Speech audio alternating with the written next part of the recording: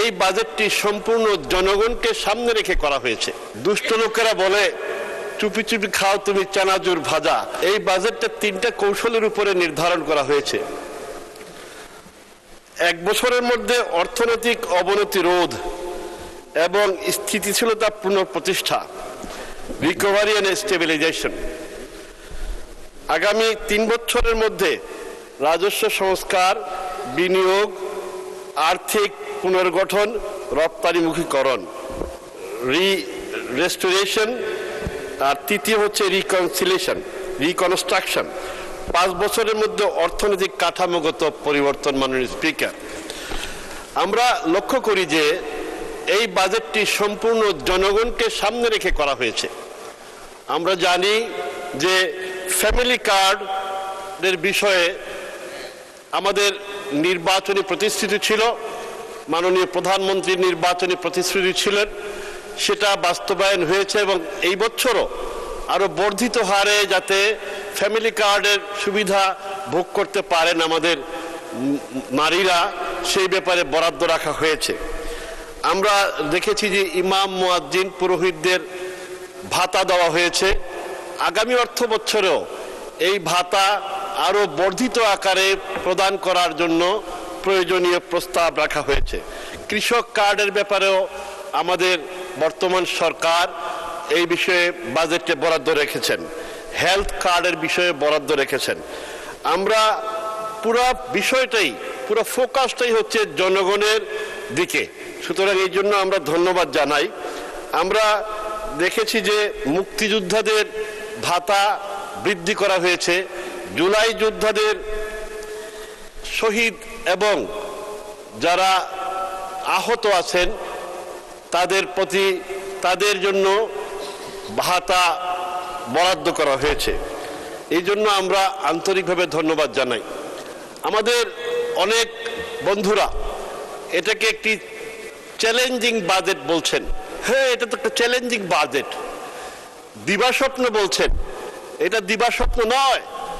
এই স্বপ্ন সেই স্বপ্ন, জাতির সামনে এগিয়ে নিয়ে যাওয়ার স্বপ্ন, এবং এই স্বপ্ন বাস্তবায়নের জন্য কঠোর পরিশ্রম এবং পরিকল্পনা করতে বর্তমান সরকার দৃঢ় প্রতিজ্ঞা। দিবাস্বপ্ন আপনারা দেখেছিলেন নির্বাচনের আগে। সেই স্বপ্ন জনগণের ভোটে ধূলিসাৎ হয়ে গেছে ইনশাআল্লাহ। সুতরাং আমরা মনে করি এটি একটি গণমুখী বাজেট। যারা এটা চানাচুর বলেন, দুষ্ট লোকেরা বলে চুপি চুপি খাও তুমি চানাচুর ভাজা। সুতরাং চ্যালেঞ্জিং বাজেট আমরা স্বীকার করি এবং এই চ্যালেঞ্জকে মোকাবেলা করার জন্যই তো আমাদের এই বাজেটের বিভিন্ন পদক্ষেপ রাখা হয়েছে। আমাদের শিক্ষা খাতে 1.39% থেকে বৃদ্ধি করে 2% বর্ধিত করা হয়েছে। এই বাজেটেই ওয়ান টিচার ওয়ান ট্যাব ব্যবস্থার জন্য বরাদ্দ রাখা হয়েছে।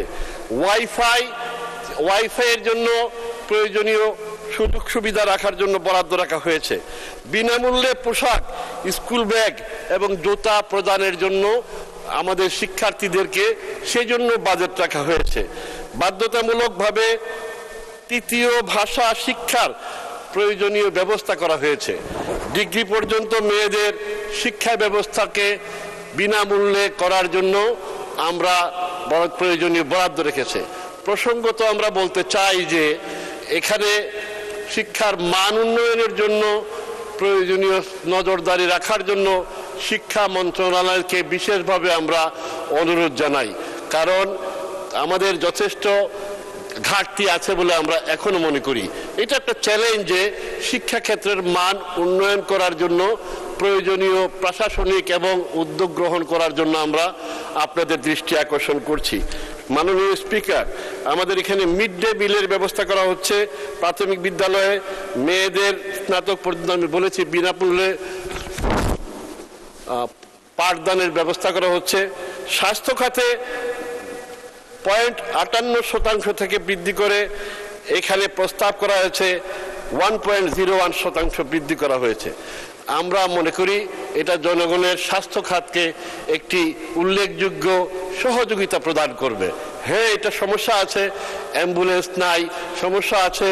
অ্যাম্বুলেন্স সেবা চালু করার জন্য 400 কোটি টাকার বরাদ্দ এখানে রাখা হয়েছে। আমরা জানি আমাদের অনেকেরই অভিযোগ আছে বিভিন্ন উপজেলা স্বাস্থ্য কমপ্লেক্সগুলোতে অ্যাম্বুলেন্সের সার্ভিস পাওয়া যাচ্ছে না। সেটাকে সচল করার জন্য 400 কোটি টাকার অ্যাম্বুলেন্স সেবা চালুর জন্য এখানে বরাদ্দ প্রস্তাব করা হয়েছে।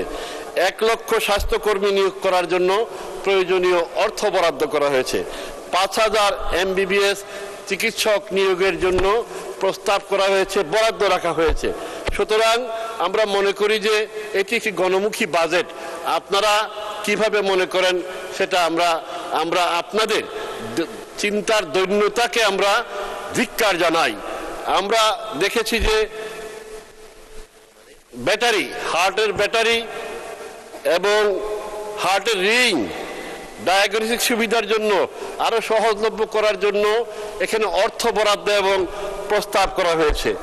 আমরা মনে করি, দৃষ্টি আকর্ষণ করি স্বাস্থ্য মন্ত্রণালয়ের ল্যাবরেটরি অ্যাসিস্ট্যান্ট, টেকনিশিয়ান, ডায়াগনস্টিক সুবিধা যাতে প্রত্যেক উপজেলায় আমাদের। সংসদ সদস্য, আপনার সময় শেষ। আপনি ইচ্ছা করলে আপনি 1 মিনিট বাড়িয়ে নিতে পারেন। আপনাকে 1 মিনিট সময়। 2 মিনিট দিবেন, 2 মিনিটে বিশ্বাস করে ফেলব। ঠিক আছে, 2 মিনিটের মধ্যে শেষ করব। আমার নির্বাচন এলাকায় গোবিন্দগঞ্জ বসন্তপুর সড়ক, জালালপুর লামা রসুলগঞ্জ সড়ক, কৈতক হায়দারপুর সড়ক, লক্ষণসুম কচুরগাঁও সড়ক, ফকিটিল্লা ছনবাড়ি সড়ক, জাউয়া আন্দারিগাঁও ছাতক সড়ক, নোয়ারাই চাঁদপুর সড়ক, জোড়াপানি নরসিংপুর সড়ক, নোয়ারাই বাংলাবাজার সড়ক, দোয়ারা ভুগলা সড়ক, বরকাপন আজমপুর সড়ক, শরীফপুর ব্রিজ, পশ্চিম বাংলা বাজার ব্রিজ, নাসিমপুর ব্রিজ, দোয়ারা বাজারে সুরমা নদীর উপর ব্রিজ। আমাদের ছাতক পৌরসভায় পানি সরবরাহ নাই। পানি সরবরাহর ব্যবস্থা করা হয়েছিল, টেন্ডার হয়েছিল, কাজটি বন্ধ আছে। এটি চালু করে জনগণের সুবিধার জন্য চালু করার জন্য আমি আপনার দৃষ্টি আকর্ষণ করছি। ছাতক শহরে 0 কিলোমিটার হতে 6 কিলোমিটার পর্যন্ত 4 লেন রাস্তার জন্য মাননীয় প্রধানমন্ত্রী জনাব তারেক রহমানের নির্দেশে প্রয়োজনীয় ব্যবস্থা হচ্ছে। আমরা আশা করি এটি অতি শীঘ্রই এই রাস্তাটি আমরা চালু করতে পারবো। আমাদের ছাতকে চন্দ্রনাথ বালিকা বিদ্যালয় 1857 সনে সেখানে এই বিদ্যালয়টি স্থাপিত হয়েছে। আমরা সরকারের কাছে অনুরোধ জানাই এই প্রাচীনতম বিদ্যালয়টিকে যাতে সরকারিকরণ করা হয়, এই জন্য আমরা আপনাদের প্রয়োজনীয় সহযোগিতা আশা করছি। ছাতক এবং দোয়ারা বাজারের এই সমস্যাগুলো যদি আমরা সমাধান করতে পারি, জনগণের কল্যাণে বর্তমান সরকার আরো নিবেদিত হতে পারবে বলে আমরা আশাবাদী।